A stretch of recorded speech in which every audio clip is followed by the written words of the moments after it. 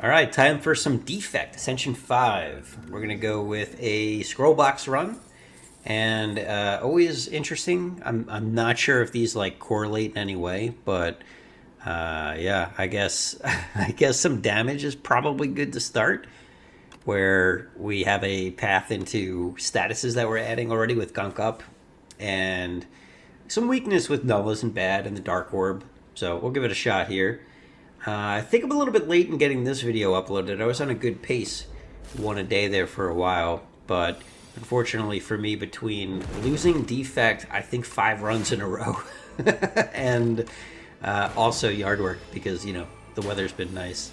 I'm old, yeah. That's how it goes, unfortunately. Yeah, I just haven't had time to really bang anything out here.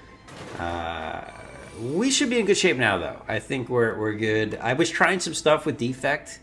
One of the things that I tried was I had a clone run going with Defrag, but I realized mid-clone run, or towards the end of it anyway, that while 12 or 16 Defrags seemed good, I couldn't draw anything else. And heat sinks, I don't think heat sinks exist in this game. At least I can't remember seeing it ever.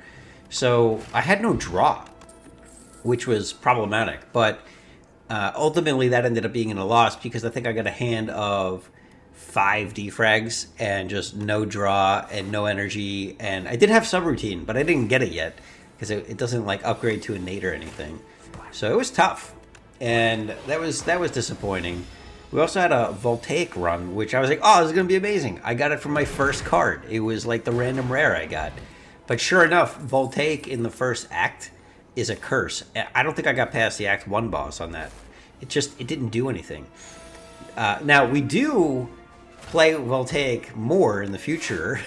In this run, you'll see it eventually. Spoiler.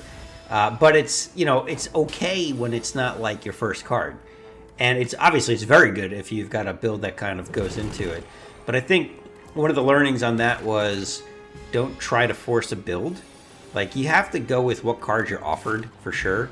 And it's like anything. If you get a really OP card, but it's not OP until you have the whole deck to support it to make it OP, well, then it's not OP. It's a curse. And that was something that I had to relearn, apparently, going into Defect 5 runs in a row. But even then, like, I enjoyed the runs. They were still fun. It was just one of those, like, well, I mean, we're experimenting. Obviously, the game is new. And sometimes you just got to try stuff. And even if it doesn't work out, that was fine. No big deal. Anyway, on this run, we started off, we got the scroll box, which, I tried a couple of different runs. The random rare, I like because the random rare kind of forces you to... Oh, this turn sucks, by the way. Just like 1 damage short. The random rare forces you to maybe consider a different playstyle than you otherwise would. So I have been taking them just to like force some amount of experimentation. We do get offered a Consuming Shadows. Again, that's a card that like could be good, but isn't good right now because I'd rather have orbs than have them all disappear. And we're not generating a whole lot. So just having the lightning orb sit there is better than nothing. Although in this case, it actually would have been totally fine. But it's also kind of expensive. So anyway, yeah, it's a difficult balance when you're looking at those cards. So anyway, the experimentation's been fun. I haven't been frustrated in my losses, which is nice. I feel like Spire 1, and maybe because Spire 1 had been out and I had been playing it for so long, it just made it more exhausting to lose. But yeah, here it's been fine. It's been like, yeah, this is part of learning, and that's just what we got to do. So this turn, I hate these guys, but I was set up for them. If you saw in the card reward screen prior, I was looking at, do I take Glasswork, which is an AoE, or another, single damage card? And I realized, we've got an elite coming up. We're on the docks. I'm starting to finally realize which elites are in which acts. That's good. It only took 30 runs up to Ascension 7, and at this point I am very cognizant of, if you don't have some AoE by the time you get into this fight, you're just gonna get wrecked, and you gotta accept that you're probably gonna take some damage. So we have Sweeping Beam, which is great, and that helps a lot as well, because all these guys obviously get damage here. And then Glasswork's also fine because it's AoE orb. So it didn't work out where I got to hit all of them because they all shielded up after Sweeping Beam, of course.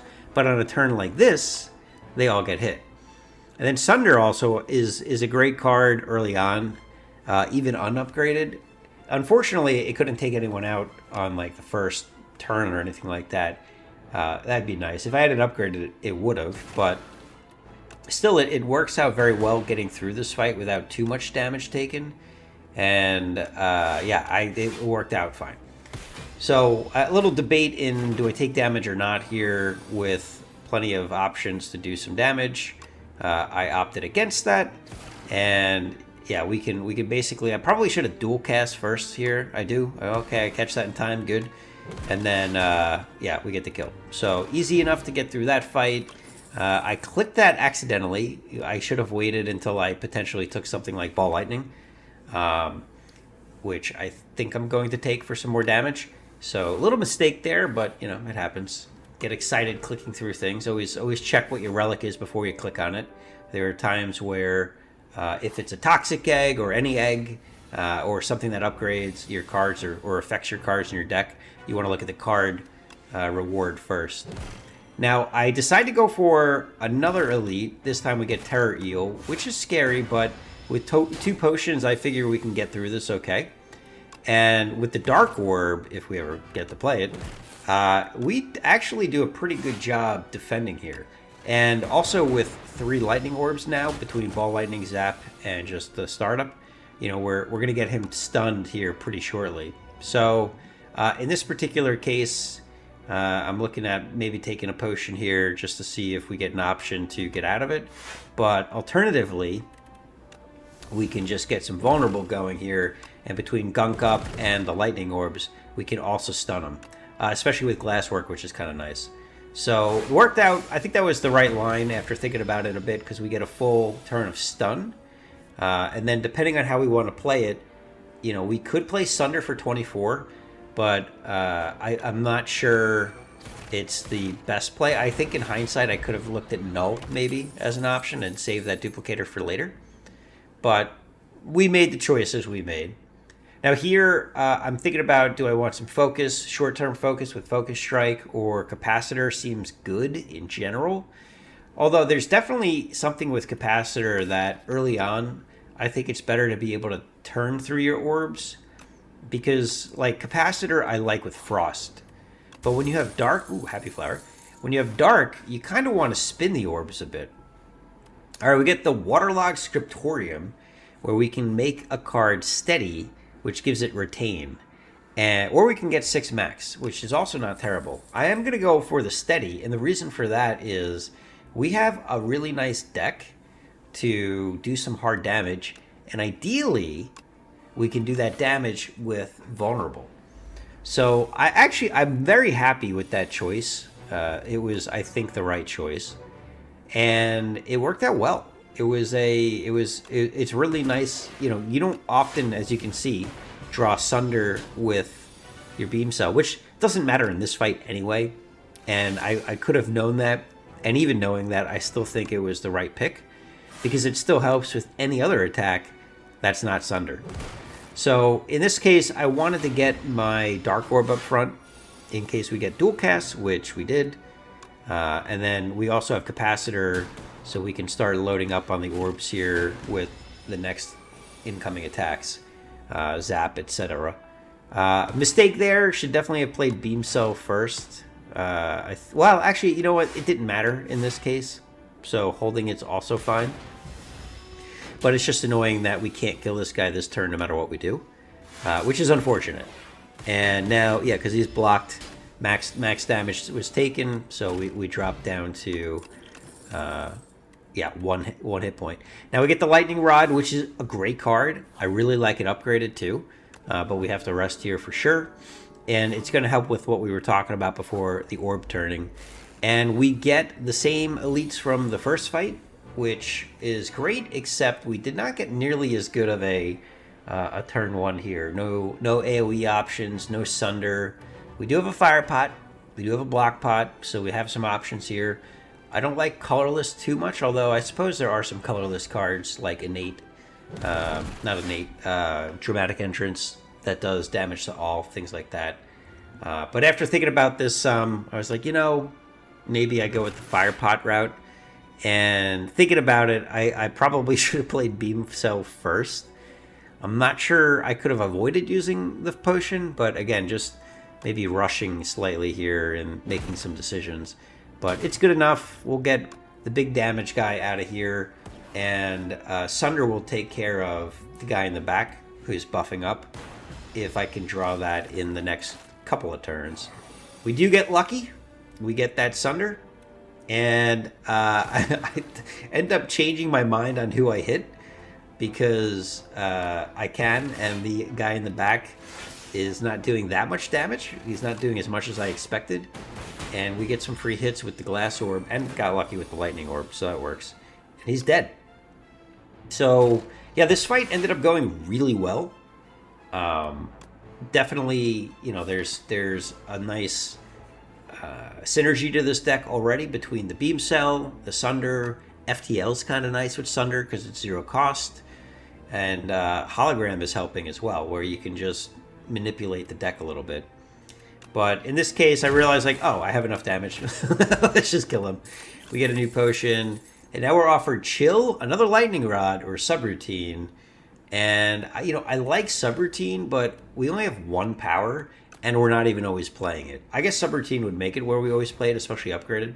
But anyway, we get the Trash Heap.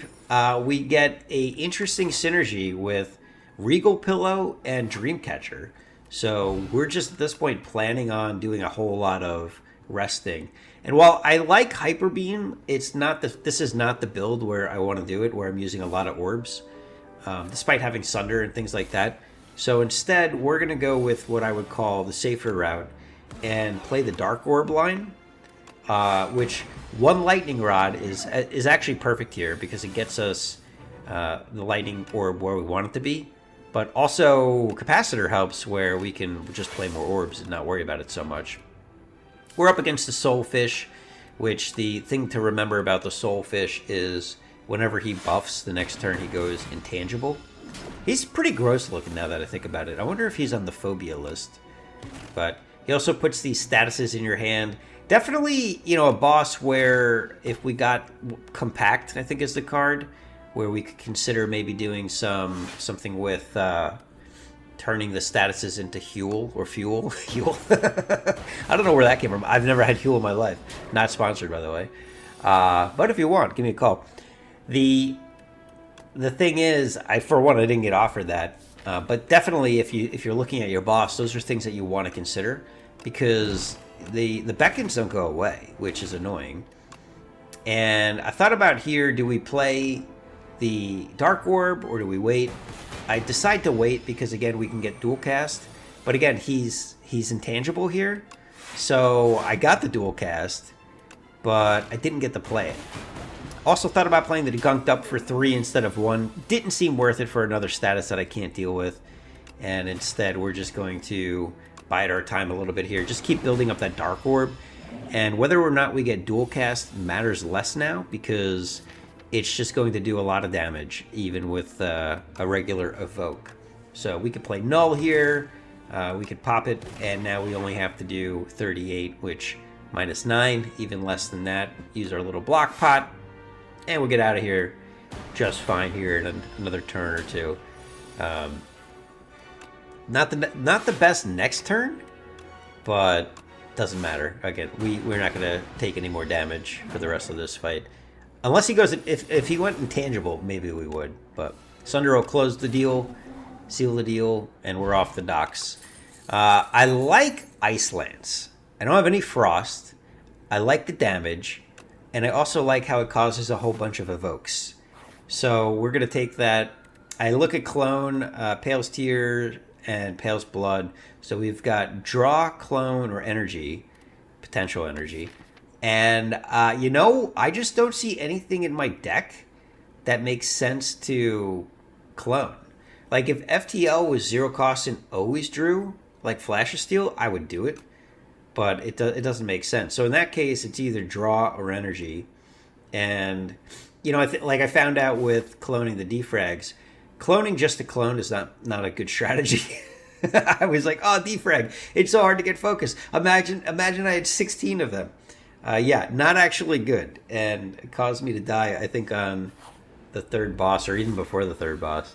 So instead, things like Lightning Rod are really nice here. Now, we can't full block, which is unfortunate, but that's okay. Colorless Pot might get us out of here. Ooh, Eternal Armor is a real nice grab. And we do get the stun and full block, after all. For free. Well, cost of a potion, of course. So, anyway, this particular turn, I looked at maybe, again, too quickly. But Eternal Armor full blocks, so I think it's fine. But the Dark Orb, yeah, the Dark Orb is going to help a lot. And here's where Ice Lance is great. Does a lot of damage and just gets us out of the fight with all the evokes. Now we get Thunder, which we're doing a lot of evoking of lightning, so that kind of seems cool. Cold Snap for some more frost. Or Subroutine, which makes more sense after Thunder. So, like, now if I see a subroutine, I'll probably take it. But until that point, yeah, I'm not sure it was the play. We get the Tunneler here. Single enemy, not too terrifying, especially now that we're orbing it up like crazy. And all I want to do here is get my Dark Orb in front, so that the next turn, as he's armored up, we can get through that armor right quick. 18 is more than half of that 32, and we got another 9 already lined up. So yeah, ends up being an easy fight. And Ice Lance, I love how it sets you up for the next turn. Like, that's the beauty of it, and it's really nice. Now, here's the thing. You're going to see a lot of turns this game where you're like, well, why didn't you play this card?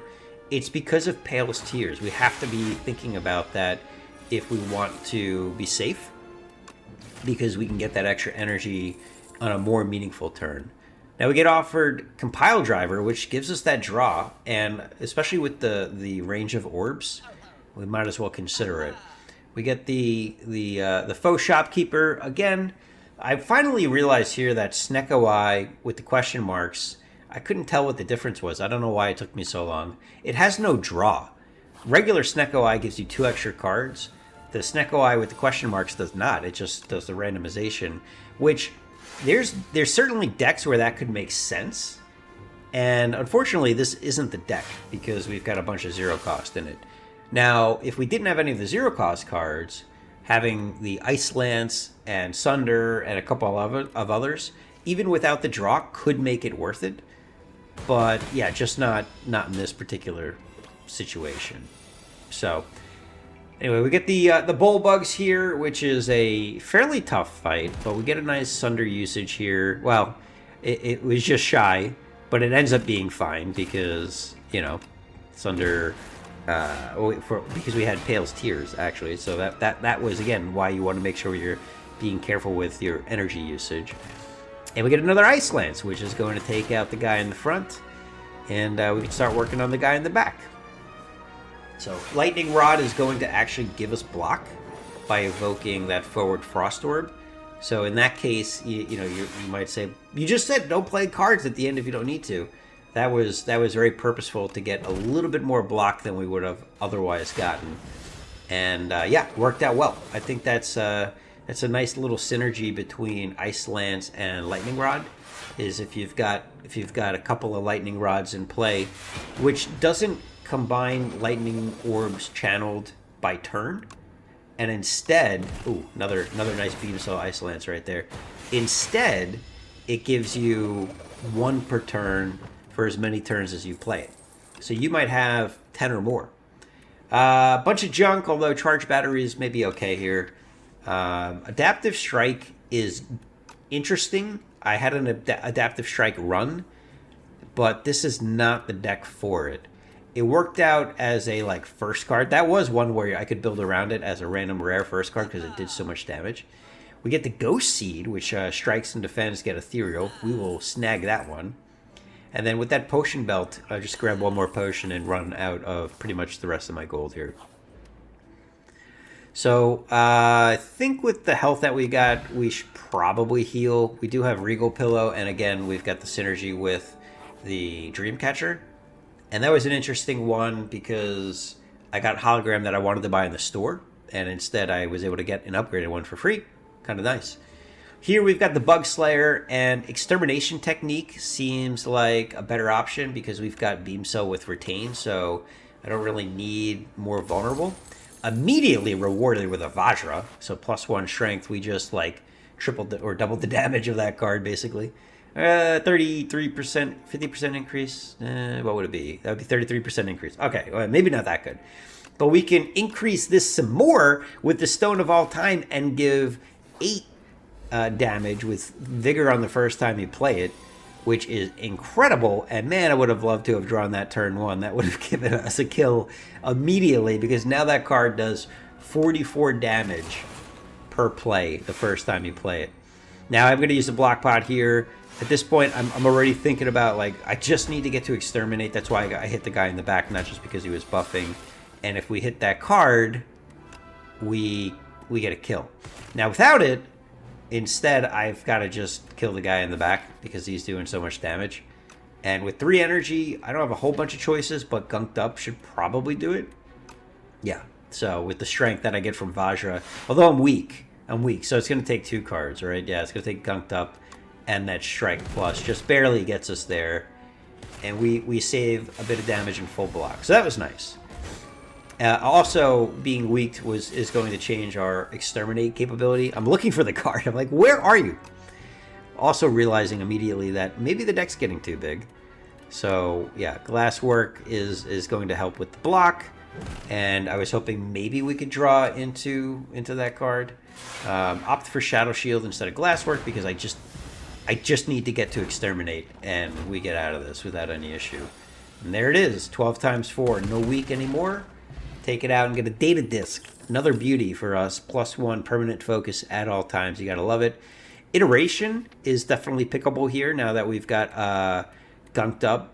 And, you know, there's just other times that we get statuses pretty frequently in this game, so it will definitely have value. And we get this or that. Clumsy and a Relic, or 6 HP and some gold. So in this case, we'll just take the gold. I really don't want to add a Clumsy, another Curse at this point, so we're just gonna move on to an Elite Fight. And this time it's the Infested Prism that can be problematic, is a definite block check going into the Act 2 boss. And we're not able to full block, but that's okay. We get a decent amount of block, and we can skill pot to see if we can get closer, which, again, iteration is kind of nice here. We can play Boost Away if we want. Hotfix is an option, but we don't have any Frost Orbs, so we're going to pass on that one and just block for as much as we can. Again, this is a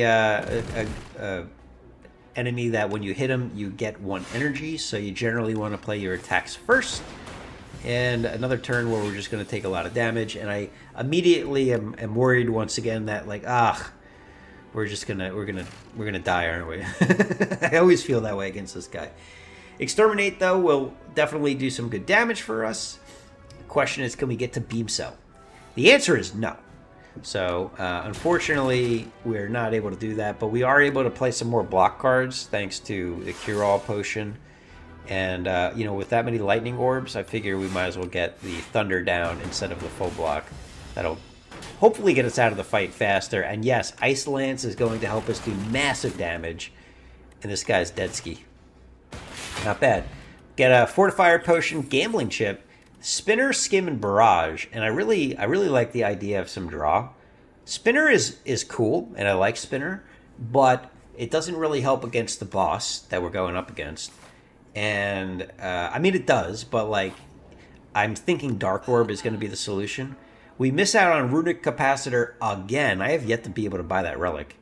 And, you know, Anchor seems good, but not against the boss who doesn't attack turn 1, and we don't retain our block or anything, so not that great. And instead, I opt for card removal and another potion since we're struggling to draw the cards that we want, so card removal is going to help with that. And we're definitely going to rest and get a free card here. Chill seems good. Ball Lightning Plus seems good. I'm a little worried about my damage output. So even though I was talking about how Subroutine is definitely pickable now, I figure that the damage is going to help us more than anything else. Now we do get to play that Gambler Chip, which is nice because it helps us set up a couple of our powers. And also, we get through the deck a little bit faster, which means we don't have to potentially wait so long to get to any Frantics. And this is a great turn where I can play Ice Lance, and now my Frost Orbs, by the way, are blocking for 3 each. And that just seems like a real good play. So that's what we do. We pass on the first Frantic Escape. We have plenty of time, and within 3 turns we will draw at least one more, especially because we have some card draw here. Probably should have played Beam Cell first. Whoops. Now the Exterminate's going to do massive damage. Oh, you love to see it. 18 times 4. And we can play 1 or 2 Frantics, but we can also just keep the damage going. Now, it is a status, so Iteration already draws more with it. So I opt for the Glass Orb instead of the Gunked Up. So Gunked Up was a thought, but instead I figure we're going to get more statuses anyway. I don't know if there's a Frantic Escape still out there.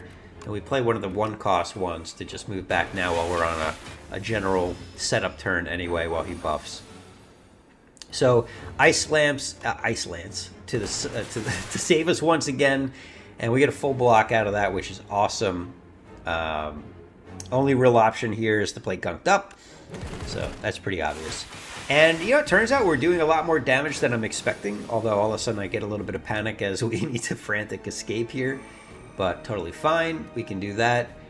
We can also choose to block, or we have plenty of health to either take the damage, or we can use a block pot, or we can evoke an orb. We can do that now, we can do that next turn, and we do a little bit of everything. So block pot is going to get us a full block, more than full block. I'm not sure that was worth playing, really. We would have only taken 4, but that's okay. Potions are, I think, good to be a little aggressive with in your usage. It definitely would have been better on this turn, most definitely. And we have a decision to make here because all of our Frantic Escapes are here now, but we also have a lot of damage coming in. So the one thing to think about here is, we do have a Fortifier Potion, so we can get our block up pretty quickly if we need to. But I also need to start getting out of this fight because the damage is starting to stack up once this guy gets rolling and the Frantics start getting expensive. It's difficult to be able to play everything that you want and need to play.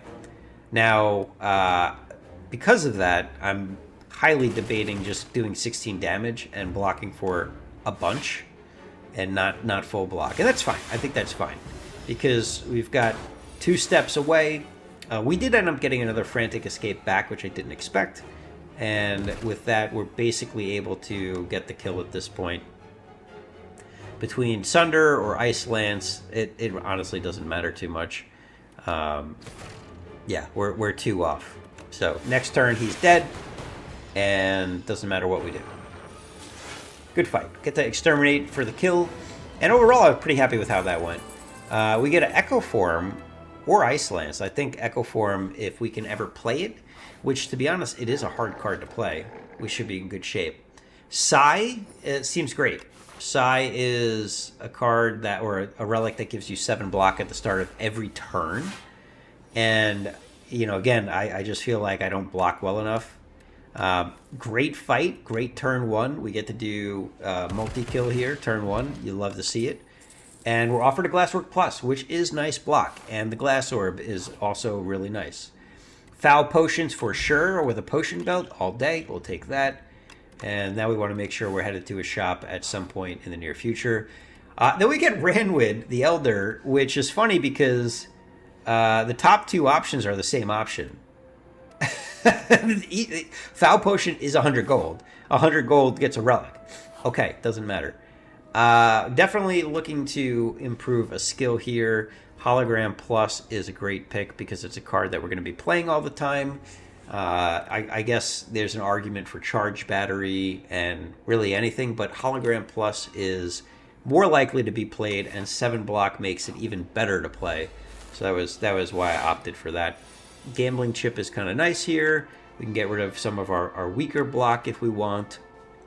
Although, reminder, my strikes and defense are ethereal, so if we had a good setup turn, it could have been good to keep one. And here I was just hoping to get another block card, which never came to fruition. So we will take a little bit of damage here. I feel like I almost always take damage on the first turn of this fight, which is unfortunate. But again, Psy is great. Psy is giving us that 7 block. That helps a lot. We get a really nice Sunder turn. Hologram Plus coming in clutch with the 7 block. So we can either block more or we can just do more damage. And now, again, we're pretty well set up for whatever this guy does next, because 9 plus 7 is guaranteed 16 block every turn. So you can see the power of Psy, especially with things like Ice Lance. And if we were to get any plated armor cards, yeah, it goes off pretty well. So, good turn. Maybe we don't take any damage. I was like, wait a second, are we full blocking? Yeah, very clearly. So just need to get 1 hit, and Exterminate, once again, is the killer blow. Leap Plus seemed good, but Smokestack also seems kind of interesting.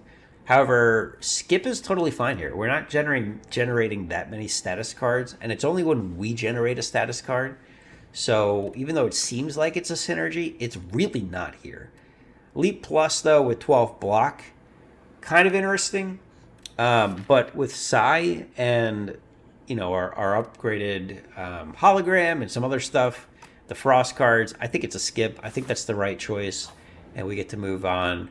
We're actually going to Smith here for the first time. I really want that Beam Cell upgraded, although Exterminate, I was like, oh, maybe it gets better. It only adds 1 damage, which is fine, but like not really meaningful when we already get 1 damage from Vajra.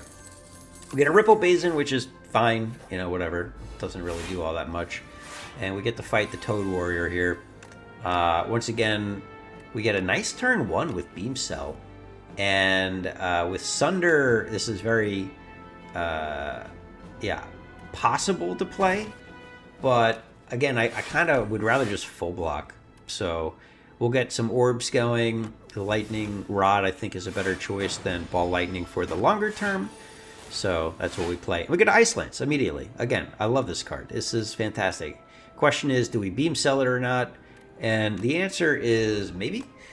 I guess I opt not to, because we can play it with Exterminate and do 18 times 4. So that's totally fine too. Hopefully we can get to that in the not too distant future. This is where we're starting to see the power of Thunder also, because now we've got really good evoking going down of this build. We're offered the Echo Form, which we can actually play because we've got 5 energy this turn between Happy Flower and Pale's Tears. So that's always nice. That makes the turn feel really good. And I opt for just doing a lot of damage here between Ice Lance blocking and the... it sets us back up for more blocking, especially with the Lightning Rod. That Exterminate should get us pretty close no matter what, and the Beam Cell lasts for 2 turns now, that vulnerable, which is why we did what we did. So we got 26 coming our way. We can evoke, weak, and full block here, which is nice, and take them out. So go for the eyes is okay, but I'm just going to go for the skip here. We'll fight another elite. It's the eyeball guy, and I am being aware of the foul potions could be used here. This is a tough fight. I always feel like it's tough. Again, the Psy is going to help a lot. I like Null here, but Ice Lance is also kind of good, right? So a lot of options, and we're going to play both. That energy potion coming in pretty clutch. And between Weaken and the Ice Lance, we take him down pretty quickly. And now we're blocking well, where we can just play Echo Form straight up. And with the Basin, even better. So we're doing, what was that, 3 or 4 block? 4 block on the Basin. So 9 plus 7 is 16, plus 4 is 20. Maybe it was only blocking 3, I can't remember. And yeah, at this point, he's scary, but we're able to block a lot. Now, 36 is a lot. I don't know if they buffed this guy or he gets harder in the later Ascensions and I didn't notice. But I feel like he normally does 6x4. So he might have had a buff in one of the beta branches updates, but I'm not sure if that's true or not. No idea. 32 weakened is crazy. I mean, his regular attack here is, I think, 43. And that's, pretty rough to be taking. That's a big block check going into the Act 3 boss. and really one of the scarier elites. Now we do get an ultimate defend, so that's going to let us play whatever we want, and because we haven't played Exterminate yet, prep time seems even better. So we just block for as much as we can. Ripple Basin goes off again, which is nice. We take a little bit, but now he's the one, I'd say, in trouble. Definitely a question of hologramming something. Hologram is really helpful against this boss, or this elite in particular. And that ultimate defend seems like a good choice. Next turn is going to do massive amounts of damage, so really we just need to make sure that we make it there. And it's either null, ultimate defend, or shadow shield. Or I guess no, we couldn't play ice lance. We don't have enough energy for that. But don't forget, we got echo form. So that hologram, even better. Even better. Let's just play a whole bunch of cards. Now, in this case, I'm thinking maybe I should have taken that Go for the Eyes after all, with a hologram that has echo form. That's kind of nice. Yeah, end up deciding that we could full block here, play capacitor, didn't even need some of those other cards, and we get the big damage.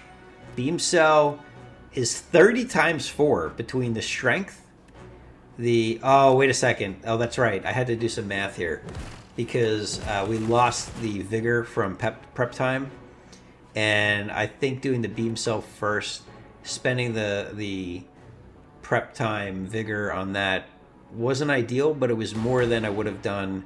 So I did 20 times 4 is 13. Oh, sorry, 20 times 4 is 120. Plus 13 was 133 versus 30 times 4.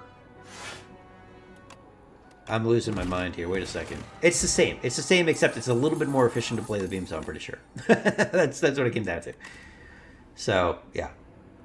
All right, and here it is. This is where we decide between machine learning and voltaic. And this is when it's good. We get an FTL Plus also, which is nice. I'll take that. No reason not to. Gets us some draw almost every time we play it. We get one more big rest and a potential card choice. I thought about a third FTL, but I think that's just too much, and there will be times where I can't play an unupgraded version of it, so just seemed better to not take it. Beautiful turn one. Unfortunately, this guy's got a whole bunch of artifact, so as I'm looking at gambling chipped here, there's not a great line to begin with, so we can do a little bit of work towards these artifacts, but we can't get all the way through it yet. So, the question is, do I play Exterminate now for 48 or wait? And the fact is, I don't know if we're ever going to get Beam Cell down, so we just play it now and do a bunch of damage. Take a little, do a little, and we get our favorite card, Ice Lance. But No also gets rid of the artifact charge, and we have 4 energy, so instead getting a Dark Orb, and 2 Dark Orbs, and getting rid of that artifact seems pretty nice. Here's a double FTL turn where, again, there will be times where you draw into FTL and you can't play it, so I still think it was the right move not to take another one. And since we're not getting attacked here, we just want to set up for some damage.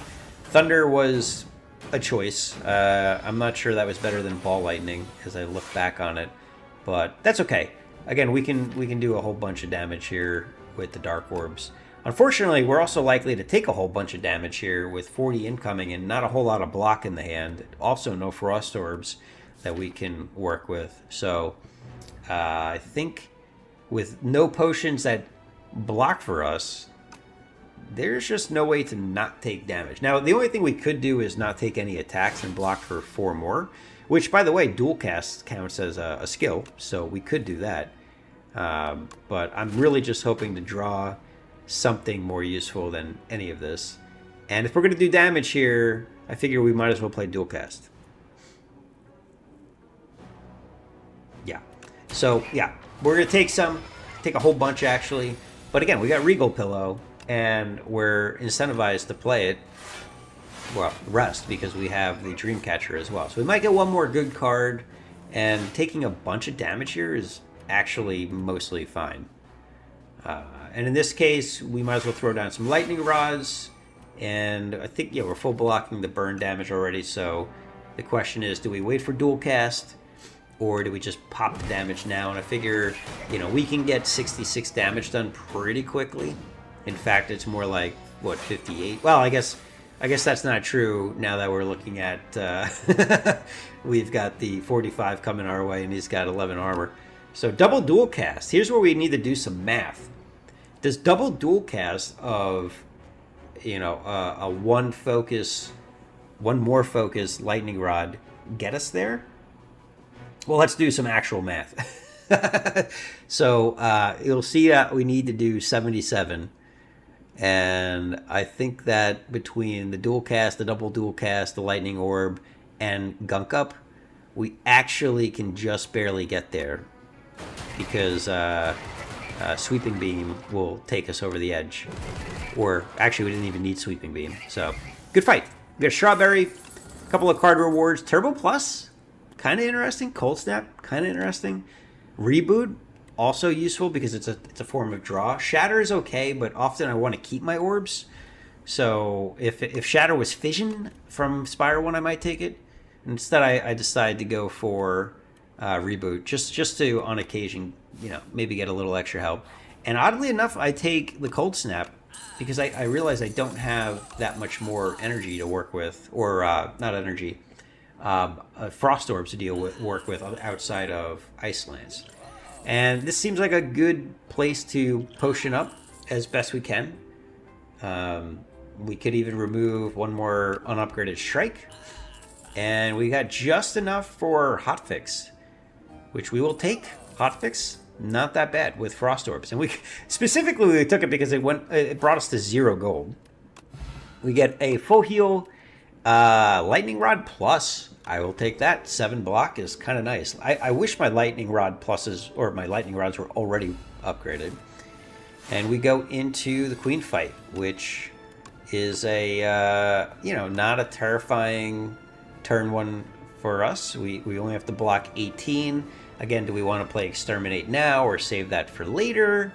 Lots of questions to consider. The other thing to consider with this fight is, do you straight attack Queen now or everybody?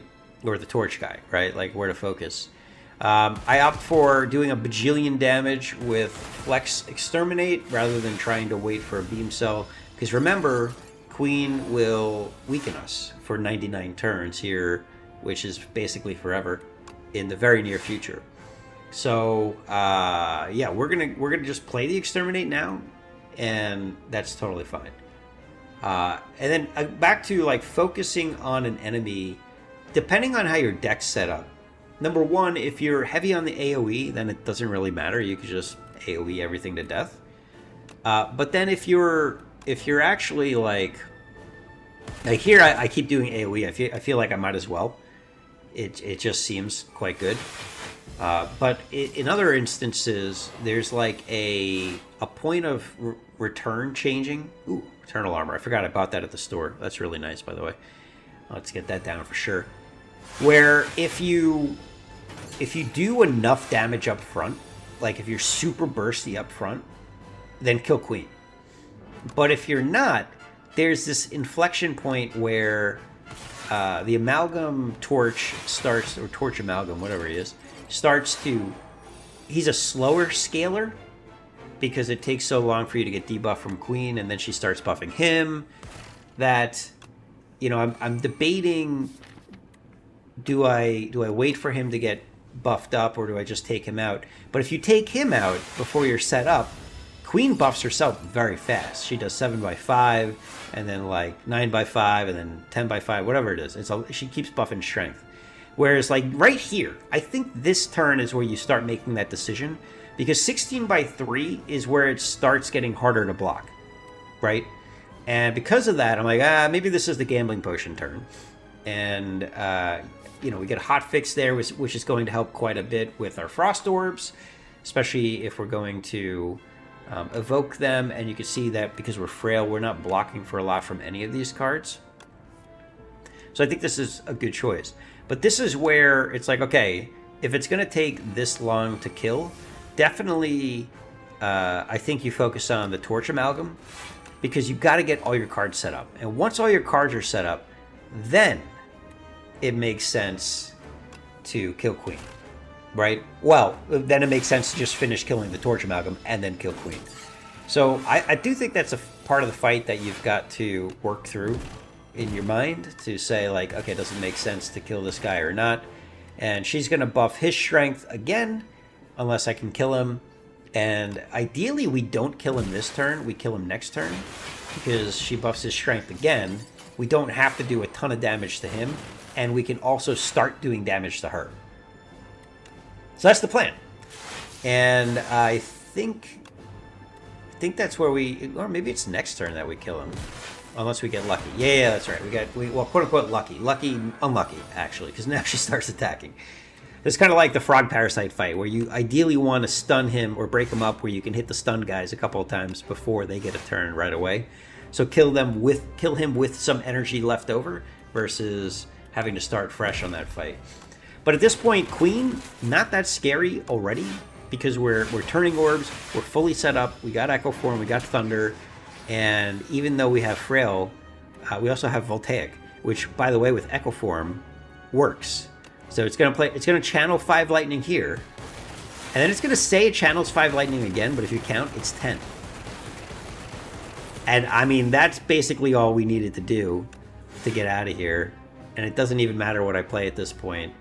Exterminate seems fun, especially because she's got vulnerable. And that gets us almost the kill. Next turn, she's dead no matter what we do. GG. Might as well do it with Exterminate. Yeah, our Exterminate worked out really well this game. That was definitely the hero card for us. That might have to go in the thumbnail. Anyway, I hope you enjoyed that. That was a fun run for me, and good after losing 5 times in a row. Also with a nice Voltaic hit at the end there. So we'll see you in the next run, and have a good day.